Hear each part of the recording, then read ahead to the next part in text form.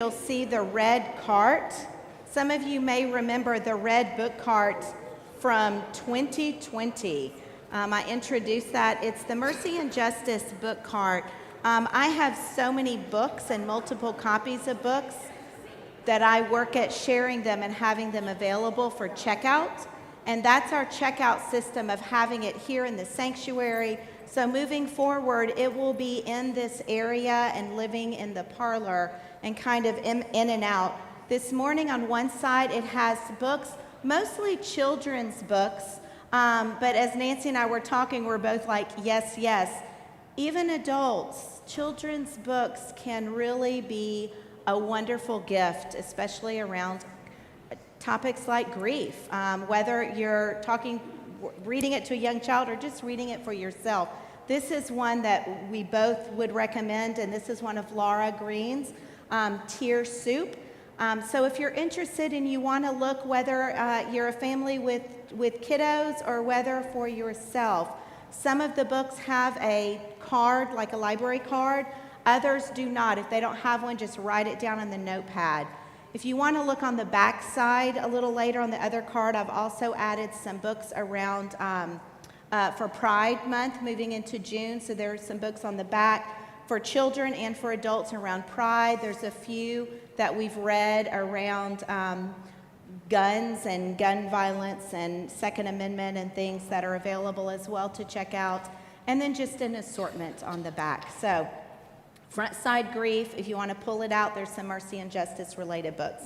And now I want to introduce our guest this morning. I'm excited that we have Reverend Nancy McCraney. Nancy works at Austin Hospice and has been Hospice Austin. I always do that, back and forth. Hospice Austin, and she's been there for 21 years and is with us today for our conversation, Good Grief.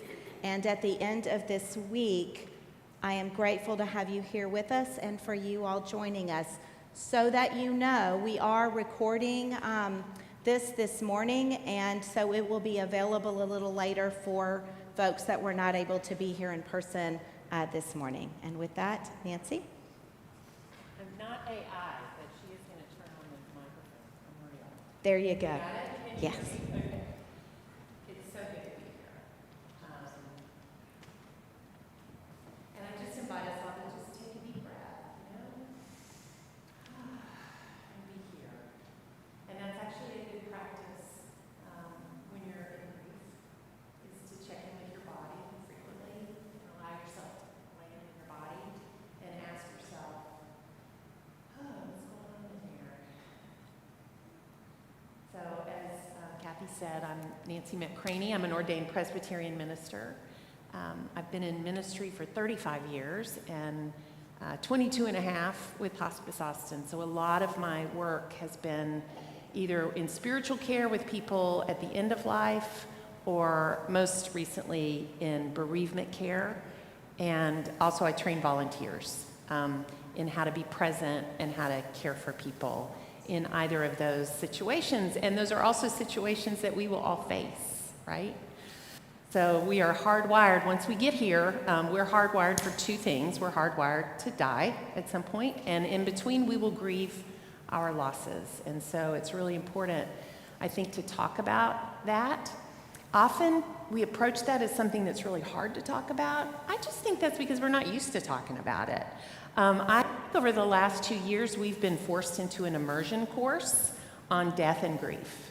And before then, I think I would have said we're not very literate as a society when it comes to end of life and when it comes to grief. I think we are maybe reluctantly learning how to talk about and how to process all these heavy, heavy experiences in which we find ourselves.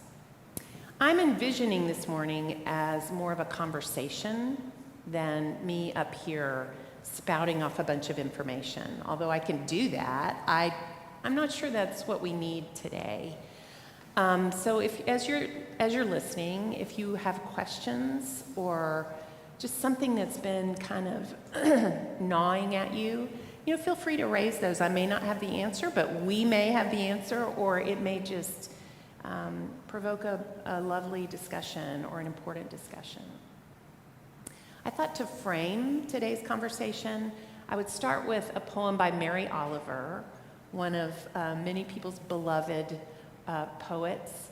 Mary was partnered for about 40 years of her life with a photographer named Molly Malone Cook. And Molly and Mary were true sweethearts. And when Molly died in 2005, Mary Oliver found herself grappling with the deep grief that comes with losing somebody you can't imagine living without. And she wrote a poem called Heavy, and I think that's a good title. One of the things I love about Mary Oliver is sort of how sparingly she uses words and sort of the crispness of her language. So I just want to begin with this. And if you hear something in this, a word or a phrase, I'll invite you to share that with us. So it's called Heavy. That time I thought I could not go any closer to grief without dying. I went closer, and I did not die. Surely God had his hand in this, as well as friends. Still I was bent, and my laughter, as the poet said, was nowhere to be found. Then said my friend Daniel, brave even among lions, it is not the weight you carry, but how you carry it. Books, bricks, grief, it's all in the way you embrace it, balance it, carry it, when you cannot and would not put it down. So I went practicing. Have you noticed?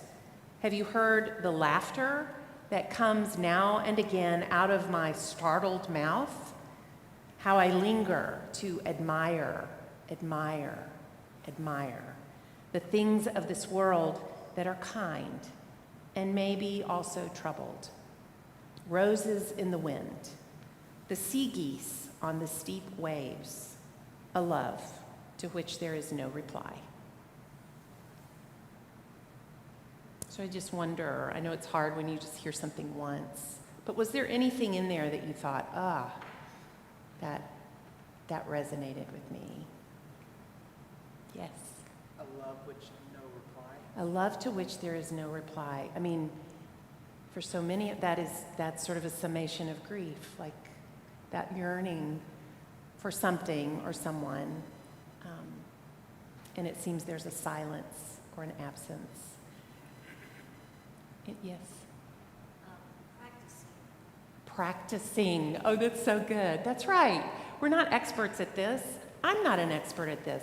Let me just say I've spent my whole career helping people in thresholds, sort of between what was that is not anymore and what will be. But when I'm there, I hate it. I hate it. I don't know how to do it. I'm confused. I'm angry. And I have to get help, because it's uncomfortable. So we all practice. No matter how much we know, we have to practice because we're humans. Great. That's great. Yes. How you balance it. It's all in the way you carry it, right? Yeah. Yes, ma'am. I know most of the time we talk about grief, it's about someone who has passed away. Right. Died. However, can we have grief for someone who is living? Yes. Can we have grief for someone who is still living? Absolutely. And I think the time that we're living in is full of what, there's a professor, Pauline Boss, she coined the term ambiguous loss. So if you haven't heard that term, sometimes we don't even know what we're grieving. Somebody has disappointed us or rejected us or disappeared or whatever, changed, and we grieve what was, but maybe we can't name what that was, If you have a loved one that is active connection, you grieve that connection as you try to detach from that emotional connection that is sort of gone haywire. That's a deep grief. If you divorce, you may still love that person or not, but you grieve for what was. I always look underneath my really hard feelings for what I value, because usually they're sign pointers signposts to something I really love and value that I'm having to let go of or set aside or that I've lost. So that's just another way to balance, you know. I like to tell people and myself that grief is like the shadowed face of love. And it sort of sounds cliched, but when you're in it, to remind yourself, oh yeah, this is another face of that deep love that I had for this thing, this relationship, this person. Yeah, thank you. I see your hand. What's your comment about couldn't get any closer, couldn't go any closer? Yeah, yeah. And she said, I thought I couldn't go any closer without dying, but I did. We can, yeah. Bent. Yes, when she talked about, you know, where did she say it? Yeah. Still, I was bent. Yeah, you can imagine sort of this weight of grief that we feel. It's very, yes.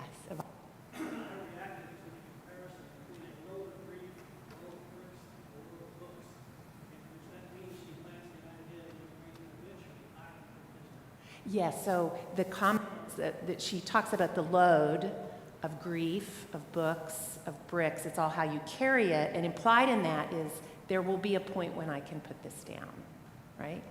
That's a lovely, lovely thought. And I will say, a lot of people come to us at Hospice Austin and they just want, okay, how do I get over this? Let's get through this. What are the steps again? You know, what are the stages? And as you all no doubt know, you don't get over it, right? You might get through a part of it, sort of that early first raw part that you think you can't get any closer to without dying.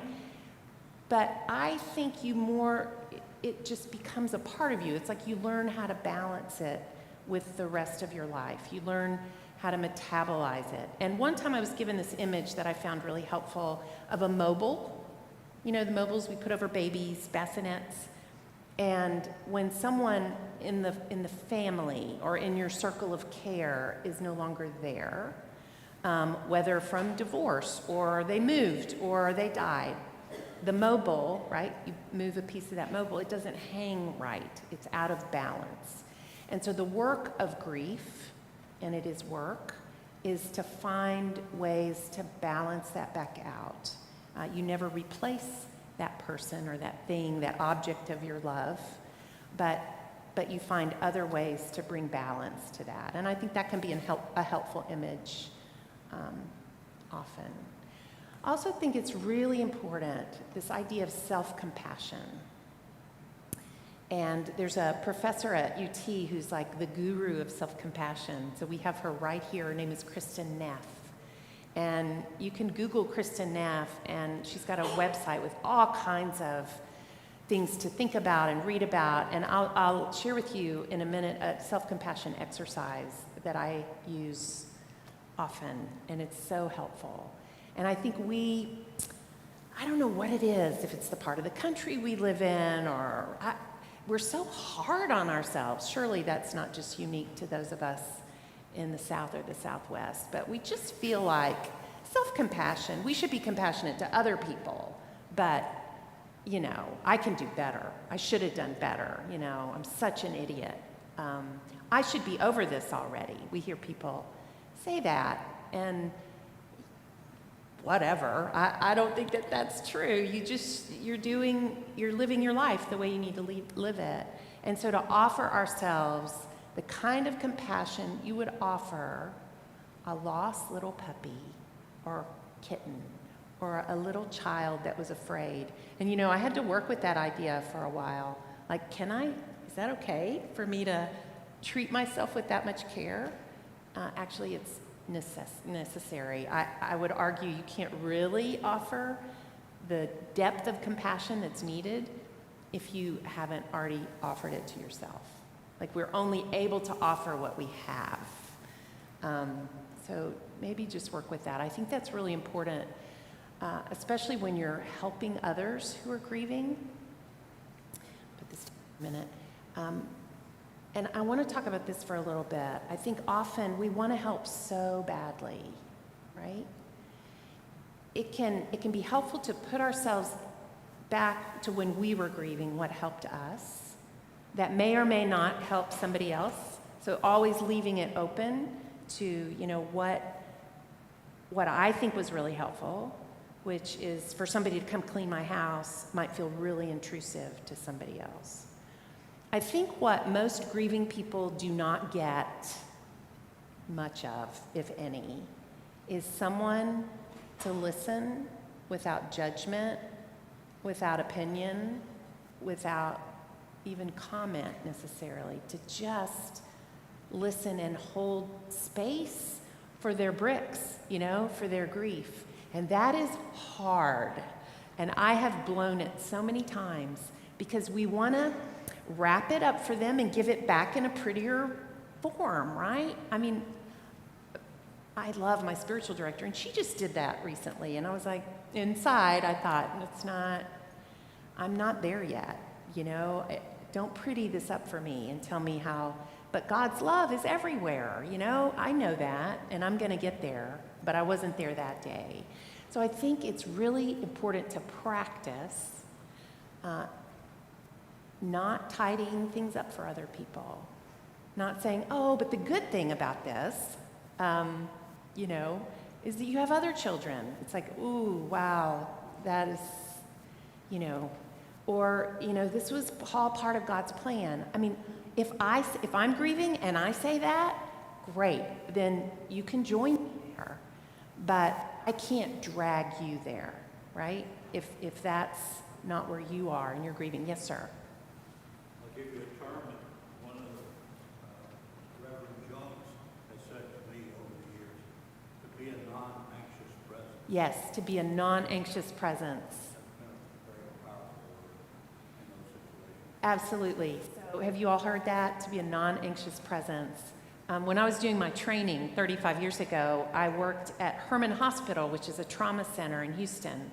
And I was a baby child and had not really been around trauma, especially, I mean, you know, drownings and suicides and gun violence and just everything was in Herman Hospital. And I would be on call every week or so. And so 2 a.m, your pager would always go off at 2 a.m, you know. I would pray that it wouldn't, it always would. And it would be something horrific. And I would practice, I love that word, walking down the hall toward whatever awaited me. And I would breathe and I would slow my steps because I knew that as little as I had to offer at the age of 26, there was plenty of grief and sorrow and rage and all of that in the room. There was plenty of anxiety in the room. I didn't need to bring any. It was already there. But what might not be in the room or in the ER or in the ICU or at a friend's bedside or what might not be there is that just clear, quiet, welcoming, unafraid presence.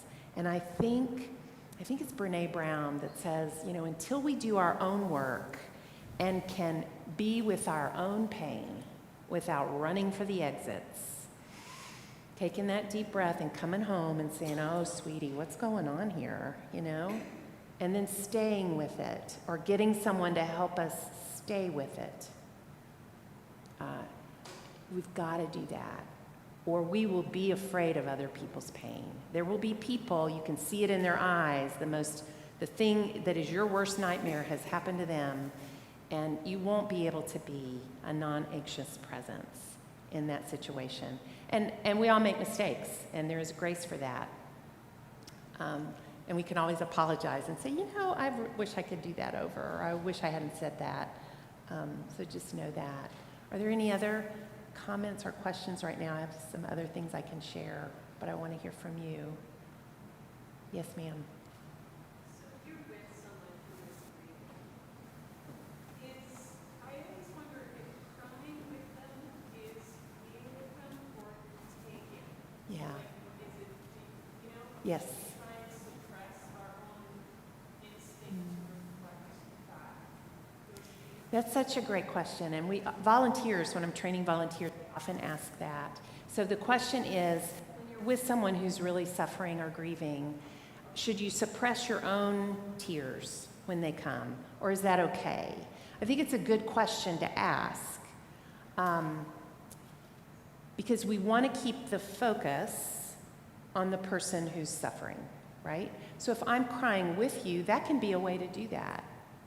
You know, if I feel tears come, I usually just let them come, because otherwise then I'm focused on, my focus goes back on me. I just let it happen.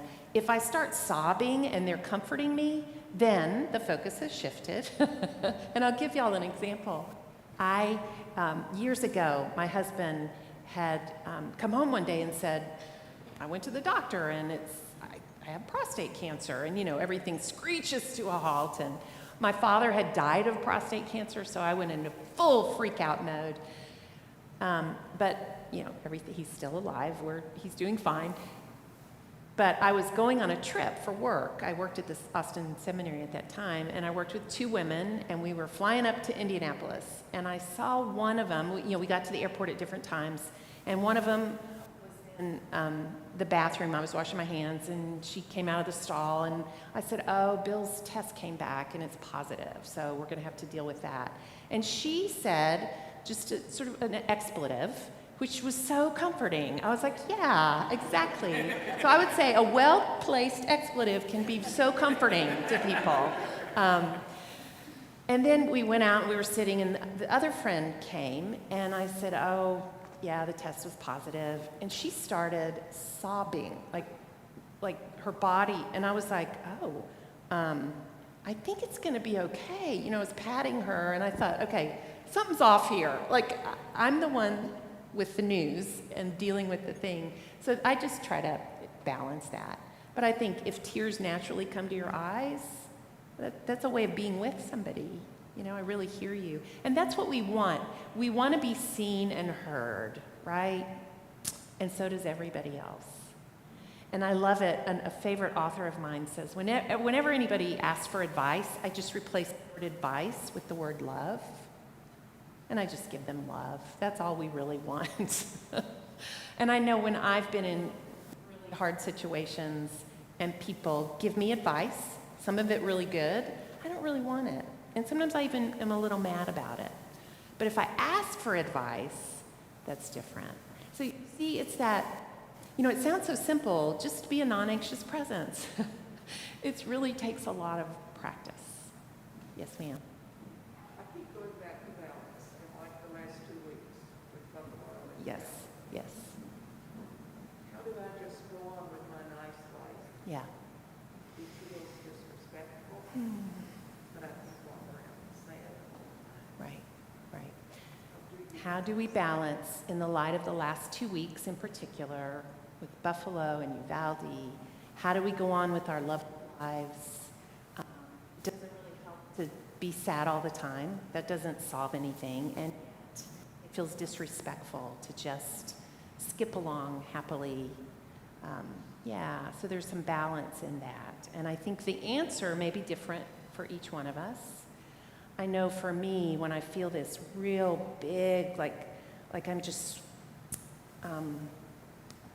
like swollen with feelings. There's rage and there's grief and there's fear and there's hopelessness. It's like that, I've got to do something. I've got to take an action. Even if it's something small that nobody sees, I have to do something. I can make a phone call. Recently, we have a chaplain in the presbytery that has connections in Uvalde, and she had a family that some of us are going to write letters to. I mean, that's just like, really? But it discharges some of that pain. And here's, I think, something important about any kind of grief or sorrow. And grief is just a container. I love the book that Pastor Kathy held up, Tear Soup. If you haven't read it, that's your assignment.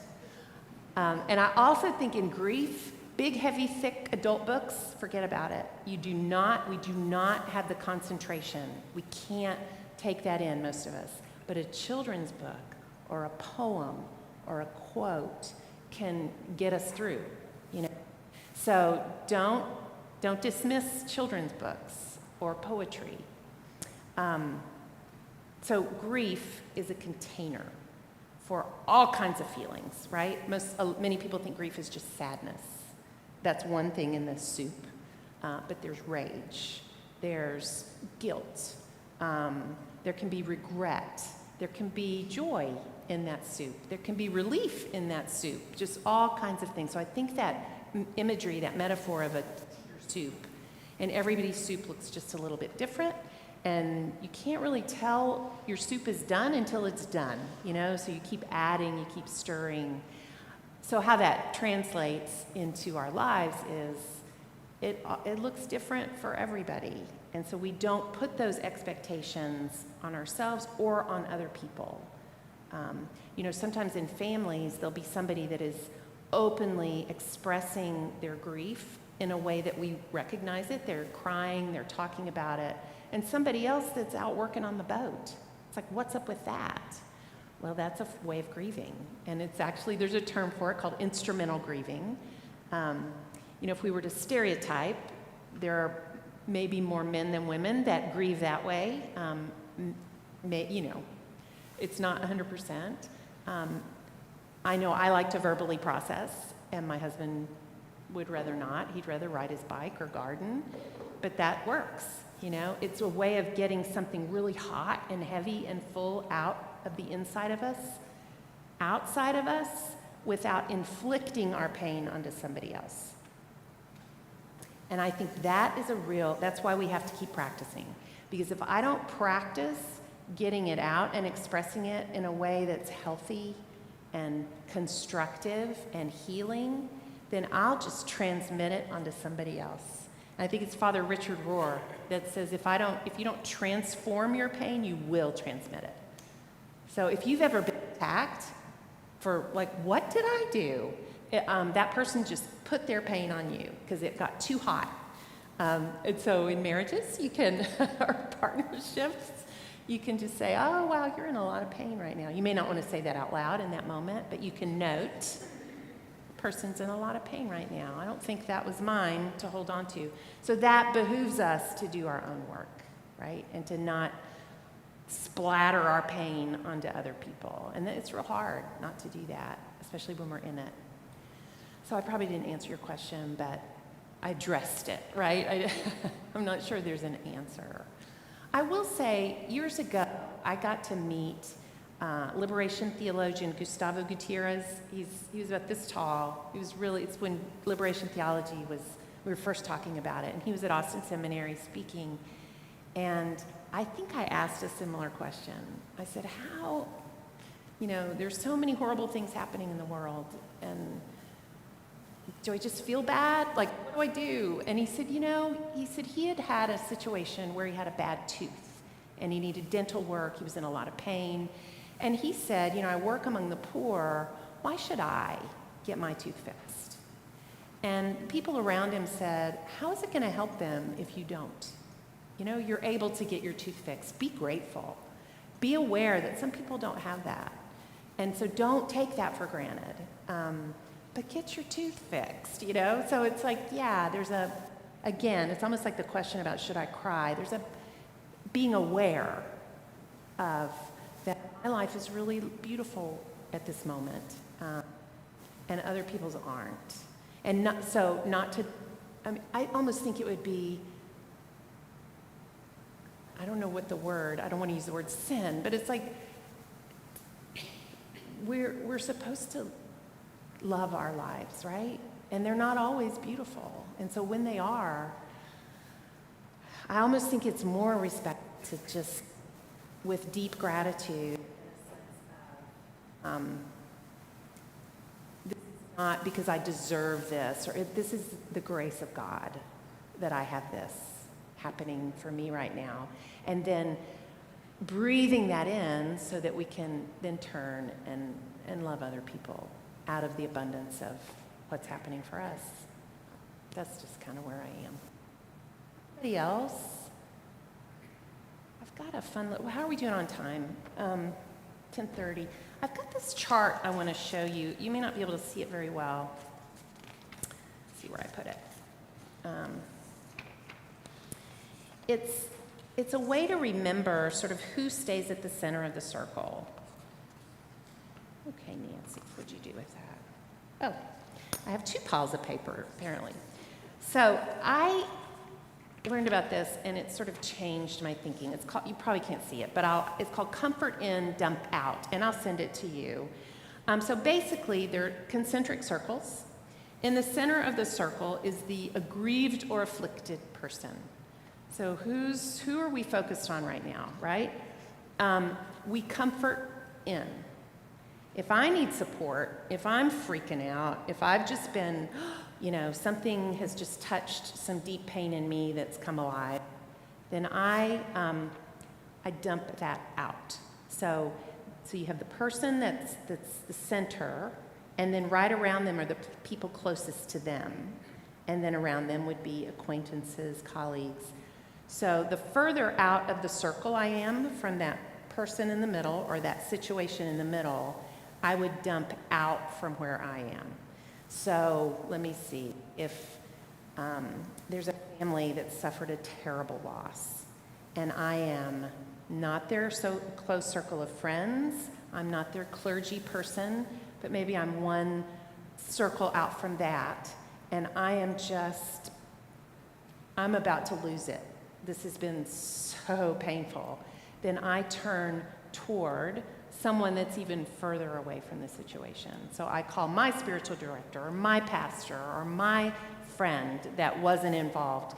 So I just think that's a good little model to keep in. I think sometimes we inadvertently, or just because we're not aware, we overshare with the people that are already suffering, and it can do harm. It doesn't help them carry their grief. It adds bricks to their grief. So that's just another image of how to sort of turn. Does that make sense? Okay. All right. Okay, let me stop there and see. Have I missed anybody? Are there any just comments or questions? Anything you wish I would talk about? Yes.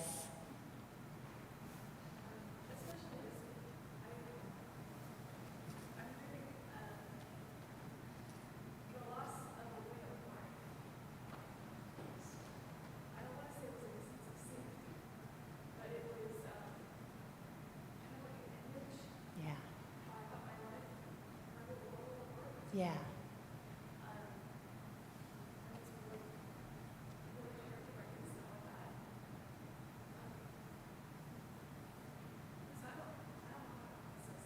Right. Yeah, yeah. Are you a teacher? Okay.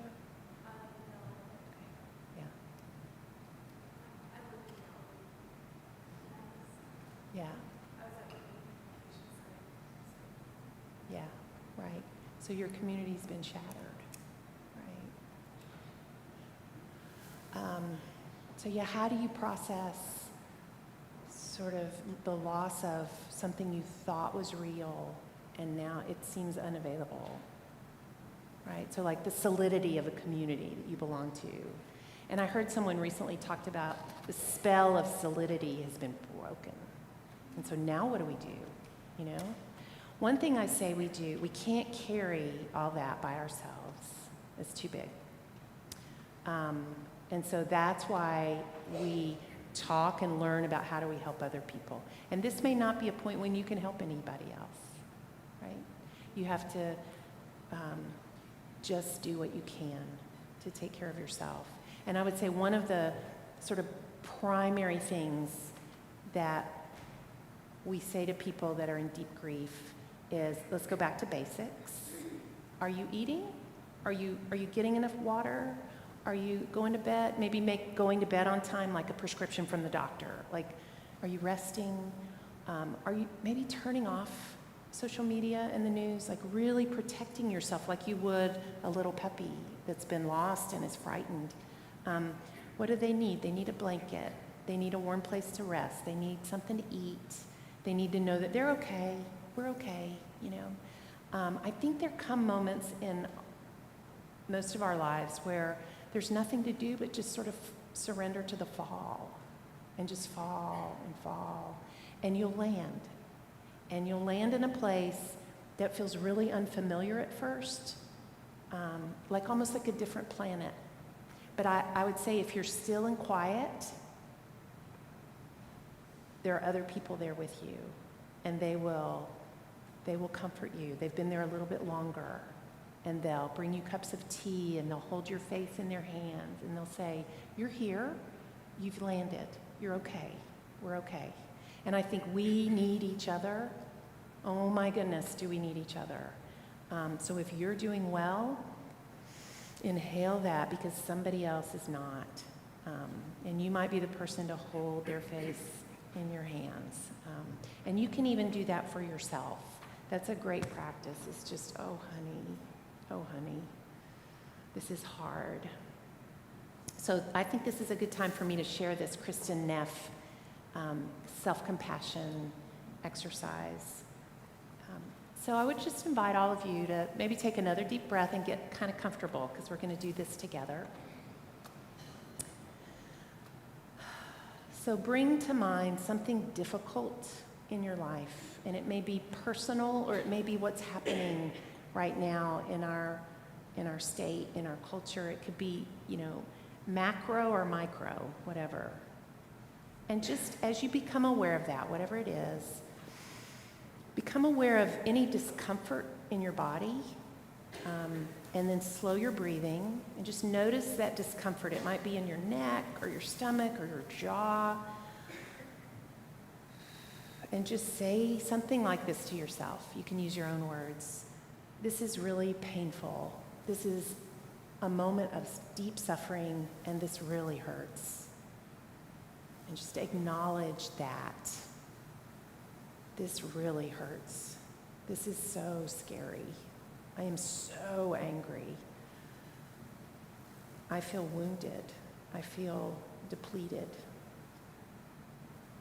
And then continue to breathe sort of around that, not into it. We don't want to magnify that discomfort. See if you can make a little space around that discomfort. It can sort of relax a little bit.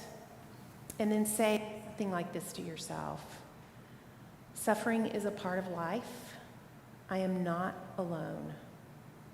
Many people are suffering right now as well. This experience, as painful as it is a part of being human.